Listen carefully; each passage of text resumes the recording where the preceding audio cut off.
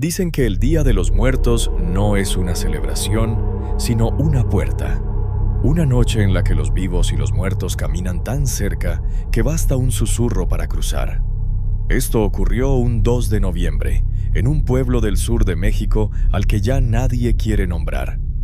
Y no lo cuento como una leyenda, lo cuento porque yo estuve ahí. Y porque desde ese entonces la Santa Muerte ya no volvió a ser solo una figura de altar.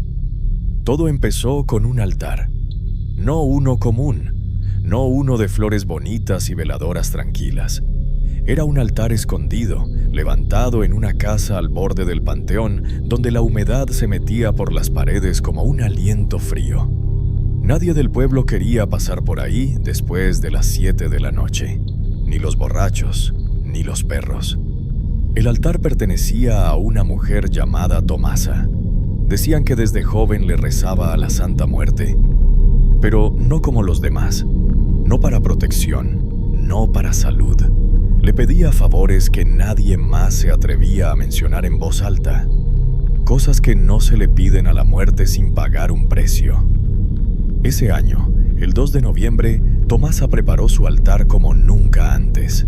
7 veladoras negras, pan manchado con algo que no era chocolate, un cigarro encendido que se consumía solo, una copa de aguardiente y al centro una figura de la Santa Muerte, de casi 1 metro de alto.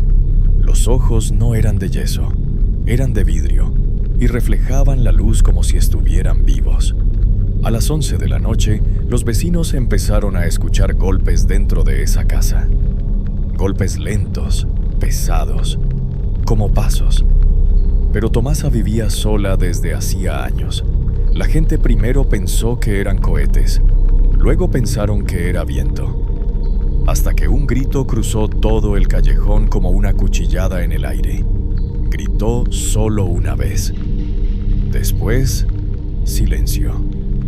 A la mañana siguiente encontraron la puerta abierta, el altar intacto, las veladoras consumidas hasta el último hilo de cera, la copa vacía y la figura de la Santa Muerte, girada hacia la puerta, como si hubiera salido.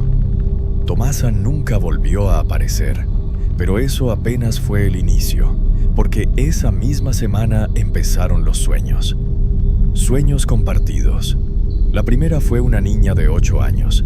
Dijo que soñó con una mujer de huesos blancos parada junto a su cama, que no llevaba túnica, que caminaba como una persona de carne, y que antes de irse le acarició la frente con una mano helada. La segunda fue una señora adulta. Soñó exactamente lo mismo, la misma figura, el mismo recorrido, la misma caricia. Luego fue un hombre, luego otro. Al quinto sueño igual, el pueblo entero empezó a tener miedo. Todos describían lo mismo. La Santa Muerte caminando, no flotando, no apareciendo de golpe, caminando, como si estuviera recorriendo casa por casa, y siempre dejaba algo atrás, un olor a tierra recién removida. A la segunda semana apareció el primer cuerpo, un muchacho que había entrado a robar a la casa de Tomasa. Lo encontraron dentro, hincado frente al altar, con las manos en posición de rezo. Tenía los ojos abiertos, la boca torcida en un gesto de terror puro. No tenía una sola herida, pero su piel estaba helada, helada como si llevara días muerto. El médico dijo que había muerto de un infarto, pero nadie le creyó, porque en el cuello tenía marcadas 5 líneas moradas, como dedos, y en el altar había una nueva ofrenda, un mechón de cabello. Desde ese día, el pueblo empezó a cerrar sus puertas desde temprano. La gente dejó de salir en la noche. Las misas se llenaron. Los rezos se mezclaban con susurros de pánico. Nadie decía su nombre en voz alta, pero todos sabían que la Santa Muerte ya no estaba en el altar. Estaba caminando. El verdadero terror llegó cuando alguien decidió grabarla. Un muchacho del pueblo, Javier, un chico que no creía en nada, salió una madrugada con su celular. Dijo que la iba a desmentir, que todo era histeria colectiva.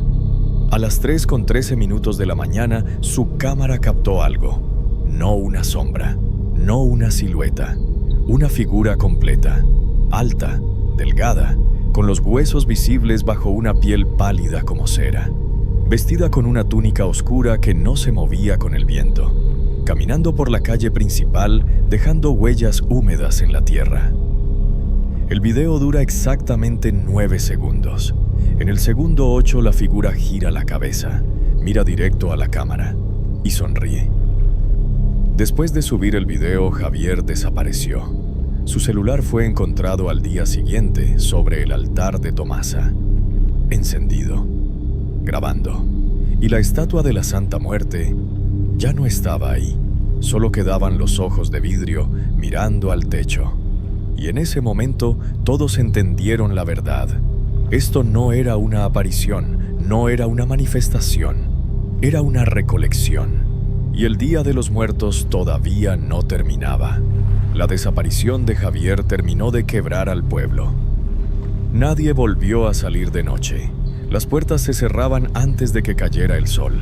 Las veladoras comenzaron a encenderse dentro de las casas, no como ofrendas, sino como escudos. Algunos rezaban a Dios, otros en silencio. Le pedían perdón a la Santa Muerte sin siquiera saber por qué. Los testimonios comenzaron a aparecer al tercer día. Una mujer juró que vio a la figura parada frente a su ventana, inmóvil, observando el interior de su casa durante varios minutos. Dijo que la muerte no respiraba, pero que el vidrio se empañó desde afuera, como si algo exhalara sin pulmones. Cuando encendió la luz, la figura ya no estaba, pero la marca de una mano quedó impresa del otro lado del cristal. Un anciano aseguró que la vio cruzar el panteón a plena tarde. Caminaba entre las tumbas como si supiera exactamente a dónde iba.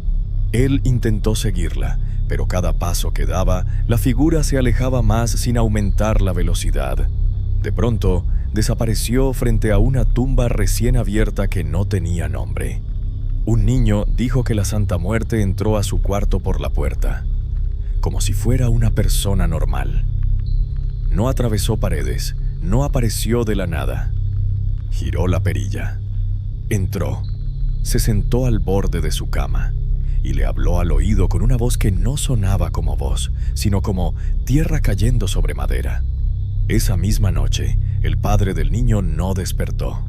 Los cuerpos empezaron a aparecer cada 2 días, siempre sin señales de lucha, siempre con la piel fría, siempre con el rostro marcado por una expresión de terror absoluto, y siempre con algo faltante: un mechón de cabello, un anillo, un diente, una uña, un pedazo de ropa. Las ofrendas iban reapareciendo en el altar de Tomasa. Nadie se atrevía a tocarlo. Todo empeoró cuando comenzaron las posesiones. El primero fue un joven que en plena misa se levantó de su asiento, caminó hasta el altar de la iglesia y arrancó las flores con las manos. Sus ojos estaban completamente en blanco. 4 hombres y 2 hombres de Abresa tuvieron que detenerlo.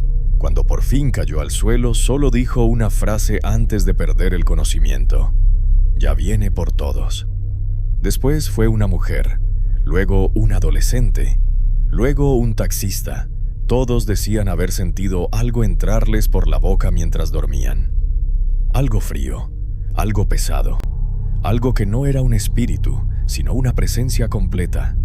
La Santa Muerte no solo caminaba afuera, ahora caminaba por dentro de la gente. El pueblo quedó sitiado por el miedo. Nadie entraba, nadie salía. La carretera comenzó a vaciarse. Los negocios cerraron.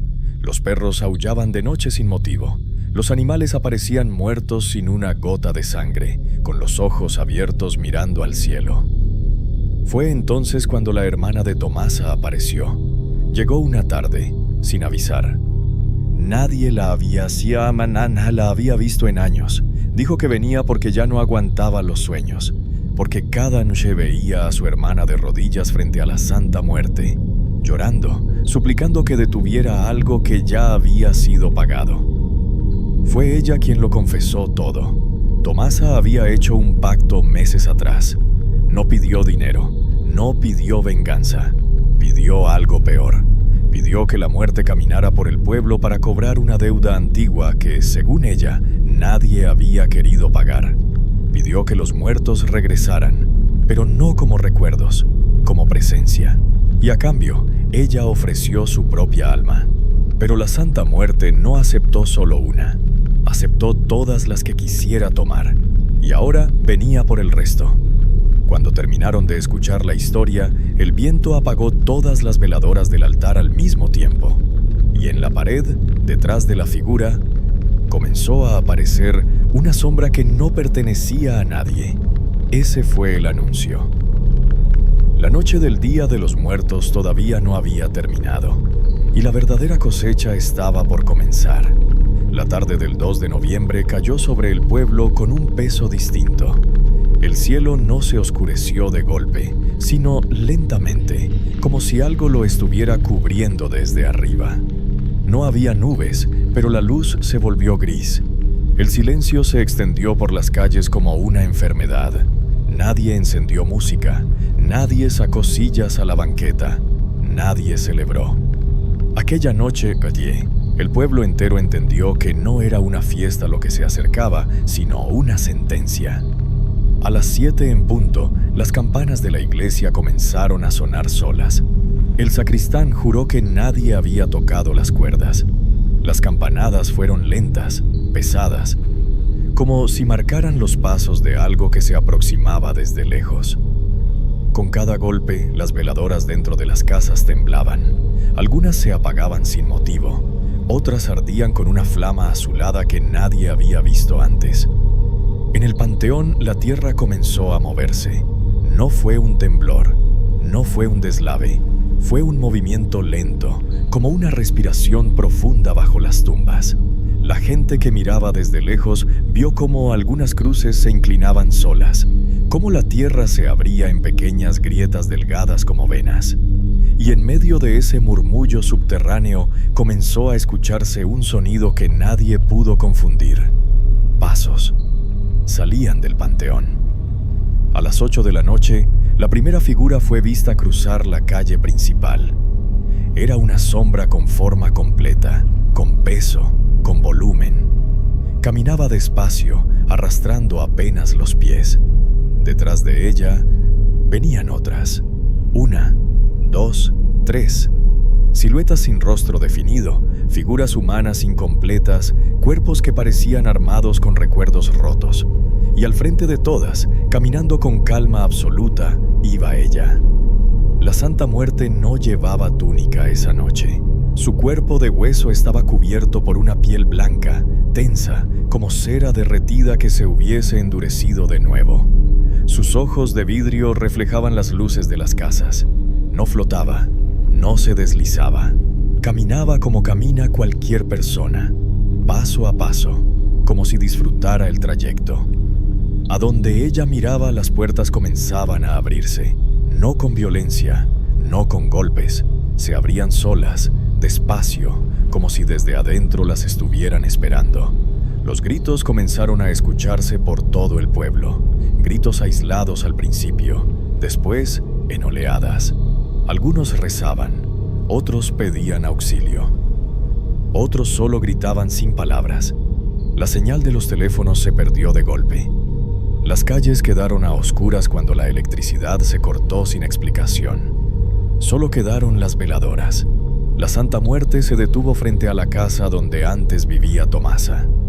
El altar seguía ahí, intacto, las ofrendas completas, los objetos de los muertos colocados en un orden perfecto. La figura avanzó hasta quedar frente al altar y por primera vez se escuchó su voz.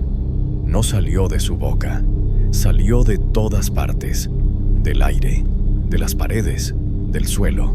Una voz lenta, profunda, que no gritaba, pero que atravesaba el cuerpo como una vibración de huesos. Dijo que el pago había comenzado. Dijo que la deuda se había acumulado durante generaciones. Dijo que esa noche solo estaba recogiendo lo que siempre había sido suyo. Entonces, las figuras que venían detrás de ella comenzaron a dispersarse por el pueblo. Entraban a las casas, salían con alguien más. Algunos salían caminando, otros arrastrados. Otros simplemente dejaban de existir dentro sin que nadie los sacara. Los gritos se fueron apagando uno por uno, hasta que solo quedó el sonido de los pasos. A medianoche, el pueblo quedó en silencio absoluto. Ni un perro, ni un insecto, nada. Al amanecer, los pocos sobrevivientes salieron lentamente de sus casas. Las calles estaban llenas de veladoras consumidas, de puertas abiertas, de objetos personales tirados en el suelo.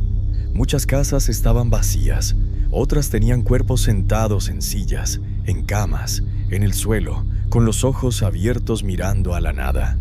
Todos con la misma expresión, terror absoluto congelado en el rostro. El altar de Tomasa había desaparecido. En su lugar, solo quedó una marca negra en el piso con forma de silueta. Desde ese día, el pueblo quedó marcado. Los que sobrevivieron jamás volvieron a ser los mismos. Algunos perdieron la voz, otros dejaron de dormir para siempre, otros simplemente se fueron y nunca hablaron de lo ocurrido. Pero cada año, cuando llega el 2 de noviembre, quienes todavía viven ahí dicen escuchar pasos salir del panteón. Dicen ver cómo algunas puertas se abren solas. Dicen que en los altares aparecen ofrendas que nadie colocó. Y dicen que si miras hacia la calle a las 3:13 de la madrugada, puedes ver una figura de huesos blancos caminando lentamente, revisando casa por casa, como si contara lo que queda, como si aún no hubiera terminado de cobrar. Porque la Santa Muerte cumple lo que promete, y cuando empieza una recolección, nunca la deja a medias. Gracias por llegar hasta el final de este relato. Si te atreves a seguir descendiendo conmigo en las profundidades del miedo, suscríbete al canal y dale like a este video. Así mantendremos viva la oscuridad y quizás, solo quizás, podamos sobrevivir a ella.